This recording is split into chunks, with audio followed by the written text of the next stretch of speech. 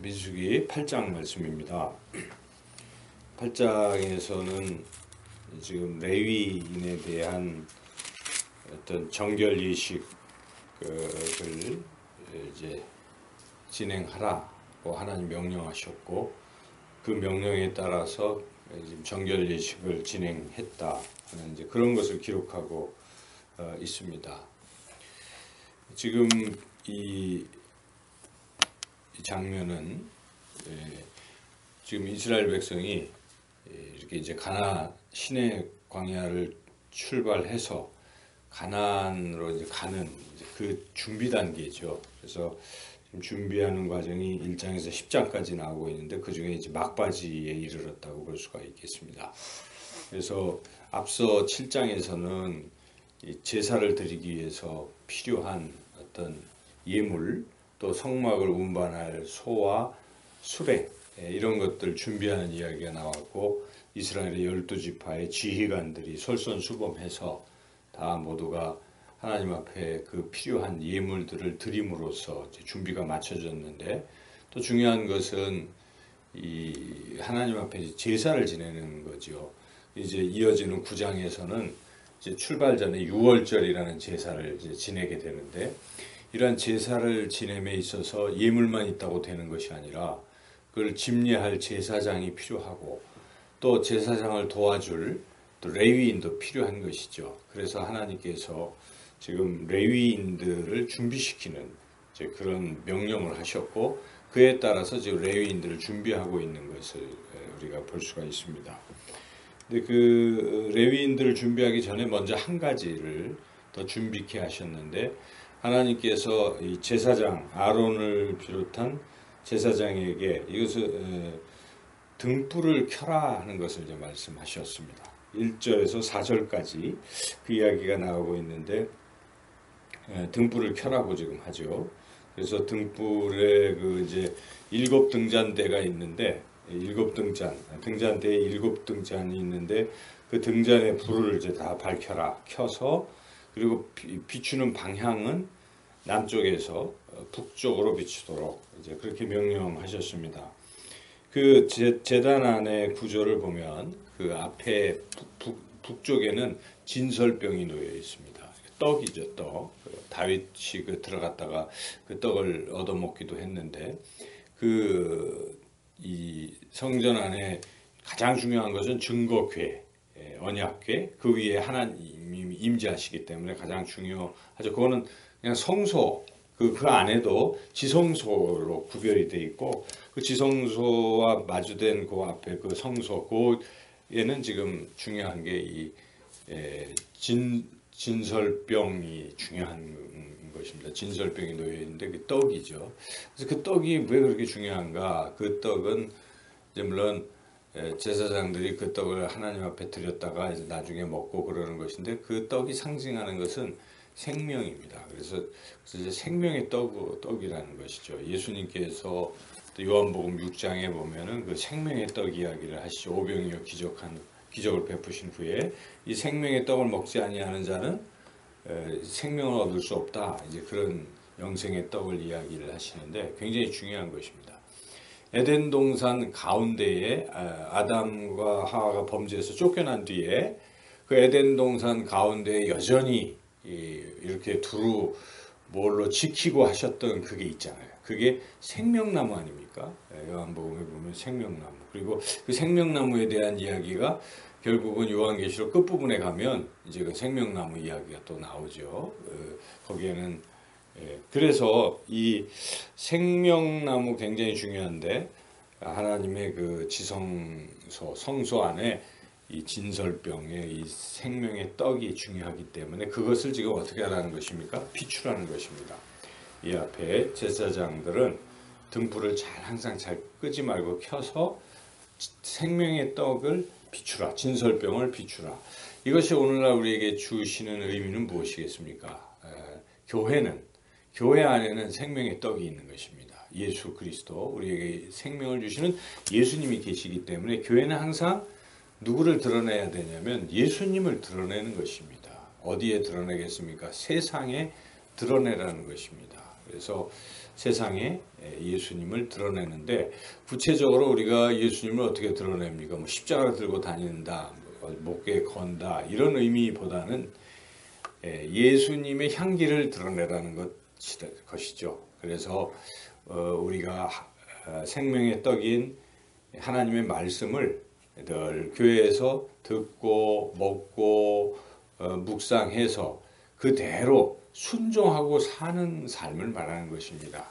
그것이 여기에 나온 대로 빛을 비추는 그런 삶이죠. 그래서 온 세상에 빛을 비추는 것인데, 원리는 지금 제사장들이 그 내에서 등불을 켜서 생명의 떡을 비춘다는 의미는, 제사장들이 오늘날 목회자들이 생명의 떡인 말씀을 성도들에게 먹이는 것이죠. 성도들에게. 그러면 성도들은 그것을 먹고 그 말씀대로 세상에 나가서 막 순종해서 사는 것이죠. 그러면 세상 사람들이 하나님을 보는 것이죠. 하나님의 영광을 보는 것입니다. 이것을 예수님은 산상설교에서 너희는 세상의 빛이라 이렇게 말씀하시고 빛을 비추라 이렇게 말씀하시는 것이죠. 우리가 마태복음 5장 14절에서 16절 말씀을 한번 찾아서 읽어보면 좋겠습니다. 마태복음 5장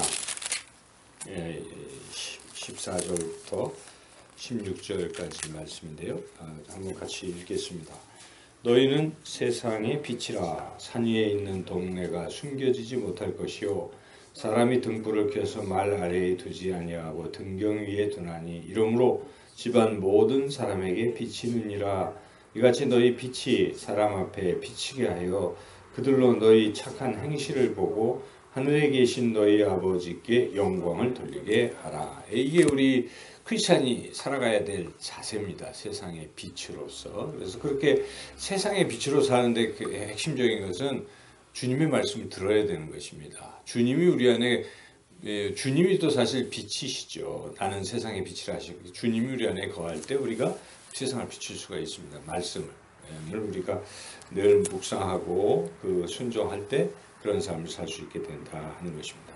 그래서 이것을 말씀하시고, 그리고 또 이제 아까 말씀드린 대로 레위인들을 이렇게 쭉 구별하는 얘기가 쭉 나오죠. 그래서 뭐 레위인들 거기에 속죄의 물을 뿌리고 그들이 온몸에 털을 다 칼로 밀고, 그리고 옷을 깨끗하게 빨고, 그리고 이제 몸 자체를 정결하게 하는 예식은 물론 목욕하는 것도 있겠지만 더 중요한 것은 그 죄를 없애는 것 아니겠습니까? 그래서 제사를 지내는 것입니다. 레위인을 위한 제사, 속죄 제사, 번제 이런 것들을 이렇게 제사를 지낸다. 이제 지금 그런 것을 하고 있죠. 근데 한 가지 특이한 것은 제물을 그들이 스스로 레위인들이 가져오고 있는데, 그 레위인들이 속죄 제물을 가져오는데, 레위인들은 물론 속죄 제물에 자기가 손으로 안수를 합니다. 그렇잖아요. 안수를 해요. 안수를 하는 이유는 자기를 거기다 전가시키는 뜻입니다. 안수는 원래 자기를 자기의 죄를 전가시키기도 하고, 그래서 거기다 다 쏟아 넣는 거예요. 그렇게 하지 아니하면 하나님 앞에 자기 생명을 그냥 다 드려야 되잖아요. 제물로. 근데 하나님, 우리가 그러면 죽잖아요. 그래서 우리 대신에 뭘 합니까? 이 소나 양이나 이런 내 대신 내 죄를 다 받고 내 대신 십자가에 이렇게 제물로 드려지는 것, 그런 것이죠. 우리 예수님이 우리를 대신해서 하는 것하고 똑같은 원리입니다. 속죄 원리는 이제 그렇게 하기 때문에 레위인들이 이렇게 안수를 하죠. 12절에 보면은 레위인으로 수송아지들의 머리에 안수하게 하고 이제 그런 예식을 거치게 하는 것이죠. 근데 또 한 가지 특이한 상황이 있습니다. 여기에 보면 이스라엘 회중들이 레위인에게 안수를 하는 것입니다. 이게 그래서 이해를 잘 해야 되는데 10절 한번 같이 읽어볼까요? 레위인을 여호와 앞에 나오게 하고 이스라엘 자손이 그들에게 안수하게 한 후에, 이렇게 돼 있잖아요. 그러니까 지금 회중들이 지금 레위인들 쭉 하나님 앞에 회막 앞에 세워놓고 누가 나와서 안수하고 있습니까? 이스라엘 회중들이 안수하는. 근데 너무 모든 회중들이 다 하기는 어렵겠죠. 대표로 그 앞서서 지휘관들 있지 않습니까? 예물을 드린 지휘관들이 이렇게 레위인들에게 이제 안수하겠죠. 그 안수하는 의미를 우리가 잘 이해해야 되는데, 안수는 아까도 말씀드렸지만 자기를 대신 이렇게 전가하는 그런 것이기 때문에 그 신약에도 보면 모세가 바울이 디모데에게 안수하잖아요. 그 안수하는 의미는 바울이 가졌던 어떤 능력 또는 사명 이런 것을 주는 겁니다. 줘서 대신하도록 하는 것입니다. 창세기 사도행전 6장에 보면 거기도 안수를 하거든요. 7 집사에게 안수하지 않습니까? 왜 안수하겠습니까? 사도들이 해야 할 일을 위임하는 것입니다. 위임. 그래서 보통 안수식, 목사 안수식 할 때는 위임식이라고 보통 하잖아요.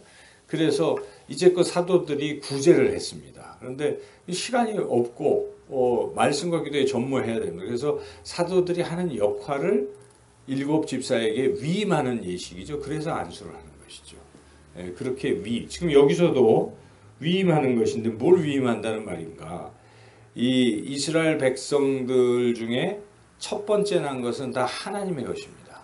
초태생은 그것은 이미 출애굽기 때부터 그 살려주신 후에 초태생들은 원래 다 죽어야 되잖아요. 바로 때문에 그 심판을 받아서 다 처음 난 것들은 애굽 사람들은 다 죽었습니다. 그런데 이스라엘 사람들은 살아났죠. 어떻게 살아났습니까? 문설주에 양의 피를 발라서 그것을 볼 때에 지나갔습니다.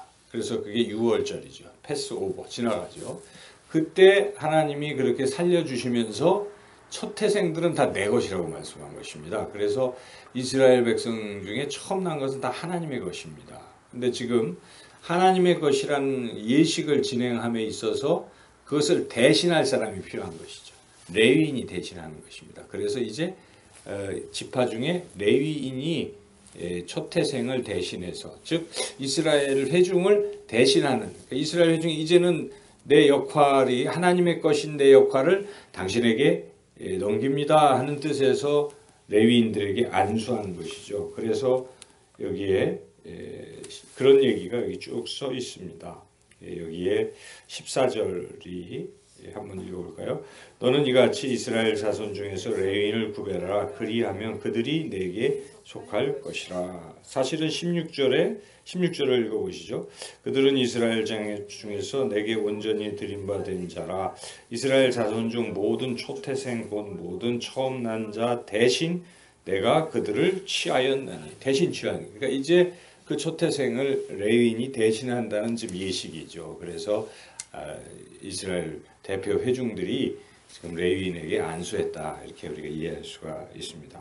여하튼 이러한 일련의 내용들을 통해서 이제 레위인들을 드디어 구별했다 하는 것입니다. 하나님이 명령하셨고 20절부터 22절까지는 모든 모세, 아론, 이스라엘 자손 온 회중이 하나님께서 레위인에 대해서 모세에게 명령하신 대로 다 행하였더라. 이제 그런 말씀이 쭉 기록되어 있습니다. 그리고 23절부터 끝까지는 레위인의 그 나이, 봉사하는 나이를 규정하고 있는데 25세에서 50세로 회막에 들어가서 복무하라 이런 말씀을 하고 있는데 이게 좀 특이한 게 앞에서 우리가 4장 읽을 때는 30세에서 50세 그랬잖아요. 그래서 이 차이가 뭘까? 그래서 학자들이 이제 이걸 연구를 많이 했는데 이렇게 해석을 하고 있습니다.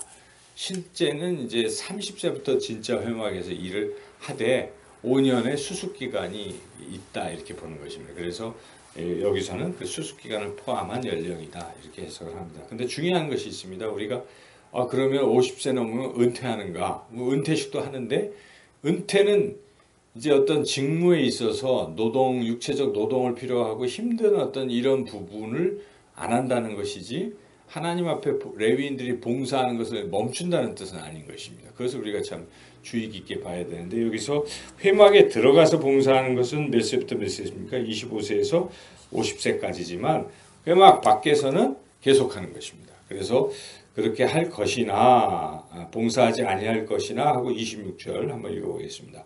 그의 형제와 함께 회막에서 돕는 직무를 지킬 것이요 일하지 아니할 것이라. 너는 레위인의 직무에 대하여 이같이 할지니라. 그러니까 그렇게 노동을 하지는 않는다는 것입니다. 성막을 운반하고 이런 일들을 하는 것은 안 하는 것이죠. 그런 일은 안 하지만 회막에서 돕는 직무를 지킬 것이라. 그러니까 회막에서 또 다른 돕는 것이 있겠지요. 이 일은 행하라. 그래서 그 성전에 왜 84세 된 그 안나라는 분이 이 신약 성경에 보면 뭐 합니까? 그냥 성전에서 늘 기도했습니다. 그 일을 하다가 죽는 거죠. 그래서 죽을 때까지 기도하고 전도하고 이런 일들을 계속하는 것입니다. 교회에서 물론 무겁게 힘들고 막 이런저런 봉사하는 것은 연령이 되고 체력이 안 되면 실수가 있는 것이죠. 그것까지 무리해서 해서는 안 되겠죠. 적절히 지혜롭게 하되, 그러나 하나님을 위한 그 봉사는 죽을 때까지, 사도 바울이 모든 생명이 다 할 때까지 나의 믿음을 지켰고 나의 달려갈 길을 달려갔다 하는 것처럼 그렇게 해야 된다는 것이, 오늘 참 이 말씀을 우리가 다시 한번 되새겨볼 때 중요한 것은 세상의 빛으로, 하나님 말씀에 순종해서 세상의 빛으로 살자 하는 것과 누가 레위이냐 하는 것인데, 저는 여기서 말하는 레위는 교회에 헌신되는 사람들을 말합니다. 왜 교회에 헌신하는 분들이 있잖아요. 다 헌신하지는 않잖아요. 다 헌신해야 되는데도 불구하고 교회에 헌신하는 분들이 계신데, 그런 분들이 어찌 보면 회중을 대신해서 하기도 하고 이렇게 열심히 봉사하는 것이죠. 하나님께서 더 기뻐하실 것입니다. 우리가 레위인으로서 더욱더 주님 앞에 봉사하는 그런 우리의 삶이 되시기를 주님의 이름으로 축원합니다.